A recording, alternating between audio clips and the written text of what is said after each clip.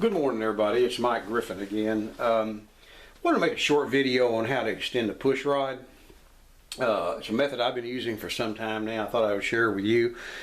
Like as anything else to do with model airplanes, there's probably many different ways to do one thing. But one of the things I used to struggle with was when I was building an airplane that did not have flaps, just it was elevator only. And you go into your bell crank, and this is the short piece. This is a piece of 3/16 carbon fiber, 3/16 OD carbon fiber push rod with a 440 threaded end on it, and then I've got a Dubro ball link here.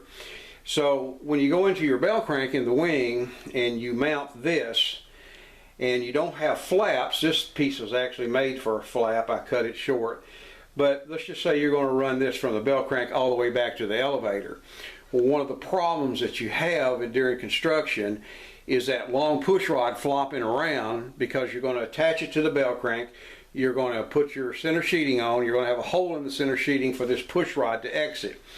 And while you're working on the plane, I've done this many times. I got this long piece of rod sticking back here, and it's flopping all over the place, and I catch it on something and it rips the center sheeting.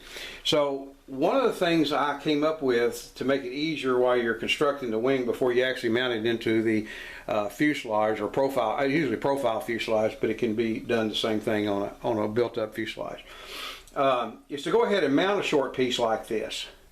So it's not flopping. Then you say, okay, well, how am I going to get this back to the elevators? What I do is I take a piece of threaded rod, 440 threaded rod. This is a 3-inch piece. Now normally I'll cut some of it, make it a little bit shorter, but for display purposes and for this video, I'm going to leave it long. I mix up some JB Weld, and I take a toothpick and put down inside of the rod, and also coat the threads on the piece of threaded rod. And I insert that in, like so. Then I'll take my other piece, which is going to run back to the elevator, and I do the same thing. I put JB Weld inside, I put JB Weld on, and I have just a lot of JB Weld on there to make it good. And then I just put the two pieces together, like so. Now, by itself that might be okay, but I go a step further. I take a piece of 1/4 inch OD brass tubing, and what I will do is I will slip that over the end of the rod back here, and push it over the carbon fiber rod until I get to the joint where that is. I'll put some more JB Weld on the outside, slip this over the joint like that, and then you have the sleeve of the brass tubing covering your joint here where you've connected your two push rods, and then you let this dry, and then you've got a complete and sturdy joint with little extra weight that will extend your push rod back to your elevator. You don't want to do this until you're ready to actually hook up your elevator to the control horn, but that is one way that I have found that works really well for me, and it's very sturdy and very strong.